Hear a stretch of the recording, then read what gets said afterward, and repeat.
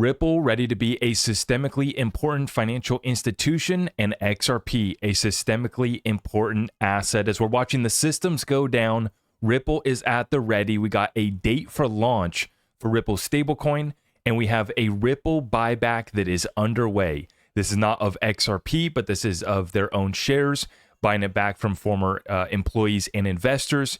And folks, in this update, I want to talk about what just transpired over the past week, with some key details now being released as far as the event with Trump over the weekend, some folks that made a major bet against former President Trump, and what this means for us as investors as we're navigating this chaos, this storm, rolling into the 2024 election cycle.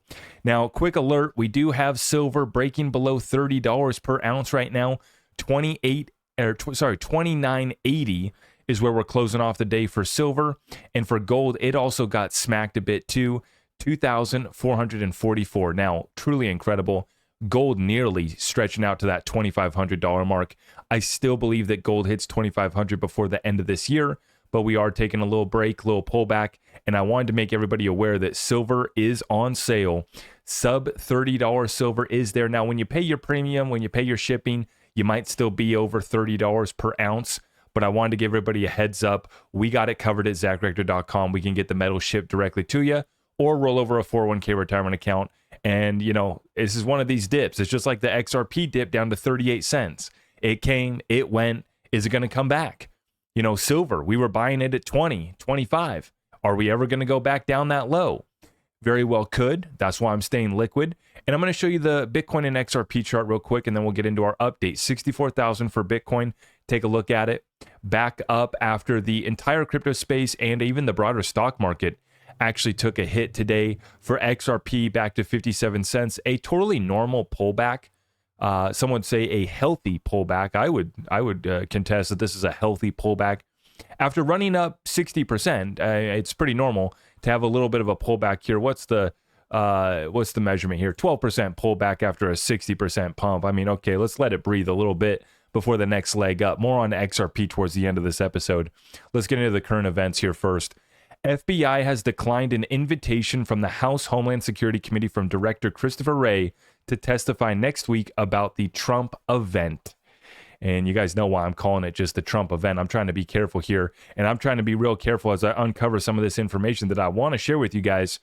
But I'm probably going to actually do a deep dive that's shared exclusively on my Patreon, because I can't talk about a lot of this that's taking place over here on these public platforms. This is from Boring Sleuth. Incredible work, and we've been watching him uncover the forensic analysis and the blockchain analysis, combining it all together to understand what just took place. And there was a firm that took a suspicious and enormous bet against President Trump's Truth Social stock, DJT, one day before the event, and that would be Austin Private Wealth LLC, who is directly linked to some names that I'm not even going to mention. And what's interesting is that they have direct connections to some folks that bought some domains, some websites that I'm just going to, you guys can guess, you guys can read between the lines on what I'm saying here. These are domains in relation to the event that just unfolded. We were millimeters away from this happening. And you can just imagine what I'm talking about, .crypto. What I'm talking about, .eth. Yeah, those domains. And who does it tie back to? Oh, that's right. It's Prometheum. The one digital asset security broker who is the only one that's gotten registration from the SEC, given the only ever special purpose broker-dealer license by the SEC. And funny enough, what was the first asset that they listed as a digital asset security? Ethereum. And now through Boring Sleuth's work, he's tied it back and the connections run deep. These are some of the names that I won't mention. But here's the deal, folks. We were millimeters away, literally, from one of the biggest black swan events that we've probably ever seen in our lives. Definitely in my lifetime. Maybe some of you guys have seen some other events in your day. But this was so close to an event that absolutely would have destroyed our markets, and the internal chaos would have been set off in this country. Thank God it didn't happen, but here's the problem. They're not done. They're not done. We're now getting reports out today that even Joe Biden is potentially getting ready to step aside as early as this weekend. So the political distractions are going to continue. And as I continue to reiterate, we need to understand the politics, the current events, to a level that allows us to take effective action. Do I care to debate politics all day long? No. I want to understand what's taking place so that I can invest and maneuver my business and my family through what we're going through. And it's important to understand how far they're willing to go to take out their enemies. Now, if you're a friend like Sam Bankman-Fried and FTX, well, then you get to come to a settlement with the CFTC for $12.7 billion. This is after months of negotiations, Sam Bankman-Fried, FTX, and CFTC coming to a $12.7 billion settlement. See what happens when you play along? See what happens when you get along with the system? And we got some folks that are stepping up here. Our good friend John Deaton, and I got it in the link of all my descriptions, supporting John Deaton, johndeatonforsenate.com, in the description of all my videos. But today we got some massive, massive donations coming in from the Winklevoss twins. Tyler starts out with $500,000 in Bitcoin to John Deaton, and then his brother Cameron steps up and follows up with another $500,000. So that's $1 million towards Deaton for Senate. And I think they actually donated another $1 million to Fairshake, and that's the political action committee that Ripple donated $1 million to as well for supporting crypto candidates. Now, this is how we get it done. We know that John's a better candidate. We know he's an American hero. He's not a sellout career politician like Elizabeth Warren. His messaging is directly over the target and so on point. It comes down to money. And that's the unfortunate part about our political system. And so this is why I have John Deaton below in my description. This is why it's important to see Cameron Winklevoss, Tyler Winklevoss stepping up here, making massive donations, and others as well stepping up here, because we're going to get Elizabeth Warren to give up her seat to John Deaton. I believe that it's going to happen. I believe he has a serious chance. And there's a lot of people, I don't always agree with what the Winklevoss twins are up to. I didn't agree with Gemini delisting XRP like many other exchanges. But now Gemini starting to get bullish on XRP again. Gee, shocker. Now the Winklevoss twins standing behind John Deaton. And we're waiting for other big names in the crypto space, in the industry, to step behind John Deaton. It's been ridiculous to see some of these folks, industry leaders, stepping in to, back the political puppet, Ian Kane, the Elizabeth Warren plant. It's absolutely disgraceful. But with that being said, folks, we are making waves. We are making, forward progress on the legal battlefield, on the political battlefield. And here's the beautiful thing about what we're going through right now is the systems are breaking. The very systems that we have set out here to replace, to help. We've look at what Ripple's done. They've approached all of these groups, including the group that I'm about to mention next. They have been a Ripple partner going back to 2017, 2018, and that would be the Bank of England. Today, they are hit with a global payments issue, and this is affecting their chat service. The issue is causing delays to high value and time-sensitive payments, including some house purchases. Bank of England has been a longtime Ripple partner, and it's showcasing, once again, problem, reaction, solution is the motto that our enemy lives by.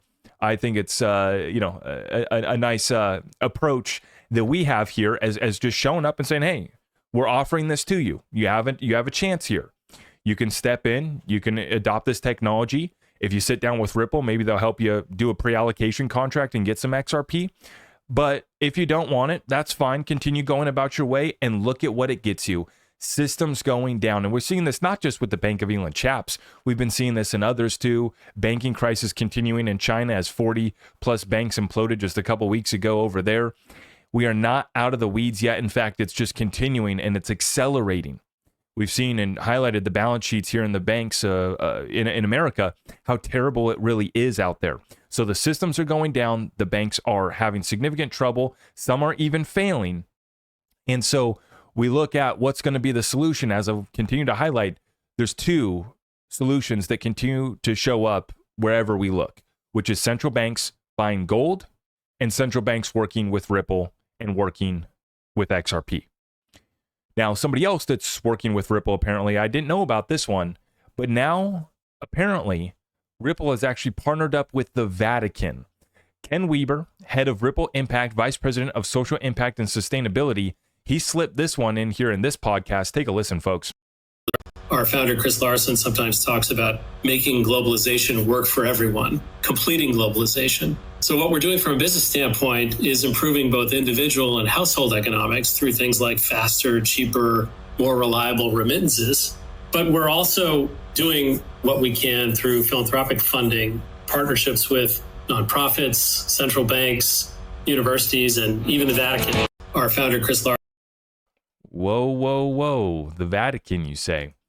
Now, it's funny to me because my mentor, Dan Pena, he actually donates most of his money to the Vatican. And he's, one of the few folks that's actually done business with the Vatican Bank. And he has some very interesting stories to share about the Vatican. And I'm going to keep my comments kind of tight to myself, close to the chest for now. But nonetheless, everywhere we look, we just see Ripple working with folks that matter, right? Folks that, have been on the world stage for decades, and in this case, centuries, right? And Ripple just, peeks their little head around every little corner, don't they? Now, continuing on that thread, I wanted to show you this, guys. Major announcements coming out here from Brad Garlinghouse in an interview that was conducted just yesterday at Fortune. Brad Garlinghouse saying that Ripple plans to launch its stablecoin in Q3 of 2024. So a lot of people have been asking, when is the stablecoin launching? The US dollar on the XRP ledger. They're also going to be launching it on Ethereum. When is it launching? We now have a date from Brad Garlinghouse, Q3 of this year. Now, that's just one of two major announcements Brad Garlinghouse made here. Take a listen in as he talks about the amount of shares that they have been buying back from employees and investors. This is truly shocking. Now, in terms of liquidity and those things, look, I've always viewed an IPO as a step in the journey, not the end of a journey. What we have done instead of, and this is actually new news that we haven't shared publicly, we have done a series of tender offers where we've been buying shares back from investors and employees. And we're in the middle of another tender offer. And after we finish this, we will have repurchased $1.4 billion of stock from our shareholders. Wow, that's a huge amount. And you could see his reaction. If you watch Brad after he finished that statement, he took a deep breath in, and he was excited to tell that to share that one with everybody. You could tell, right? And what's interesting about this buyback that they're conducting is they're doing so at a price that's about double what Ripple equity is trading for on the markets that are created right now for private equity. So there's only so many places that you can get Ripple equity, as they are a private company. They're not publicly traded, right? So Link2 has it offered. I have a link for Link2 down below. If you guys want to buy Ripple equity, of course, you can do so through Link2. And if you use my link, you'll get $500 towards your first investment if you're brand new to the platform. But there are others out there that are providing Ripple equity, and it ranges from high 20s to $40 per share for Ripple equity right now, and they're buying it back at about 60. So it's nearly double what it's being traded for on the private markets right now. And so I find this very fascinating. This is not what a company does that's about to fade off. This is not what a company does that's about to lose, their case, shutter the doors and close up business and kind of fade off. This is not what a company does that's running some sort of pump and dump scheme like so many people want to criticize Ripple for doing, right? If Ripple was truly dumping on us, they wouldn't be buying back their own shares. If Ripple was truly dumping on us, they wouldn't be buying back as much XRP as they are doing so to keep the ODL flows liquid, right?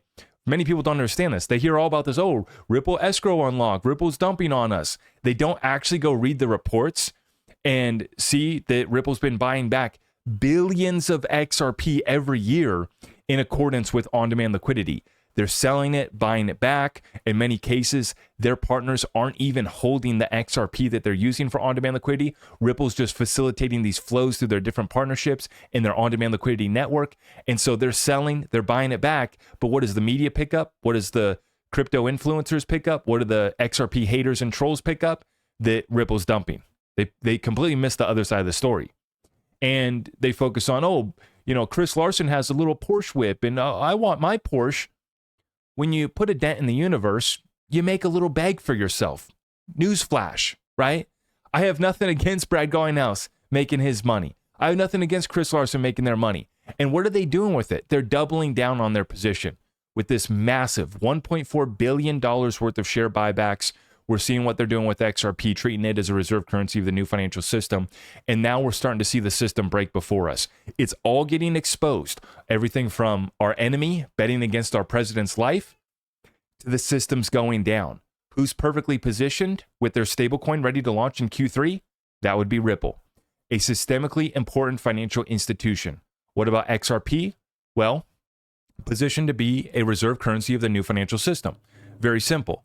And it could be systemically important if it was added to the balance sheets of governments, of treasuries, and it already has been added to some of the largest institutions in the world, like an R3 tried to get 5 billion XRP from Ripple. So there is interest. There's a tremendous amount of interest. And in fact, if you look at on-chain activity, the XRP ledger has actually added a significant amount of wallets here just within the past couple weeks. Significant volume, more volume than Solana. Without the memes, without the activity, without the VC pump and dump, this is being driven right now by a retail trader that's starting to realize, oh crap, I better make sure I have a bag of XRP. And then some would also suggest that we're seeing the whales accumulate massive amounts of XRP, almost as if somebody knows that the end of this case is coming and a significant move in XRP is to follow.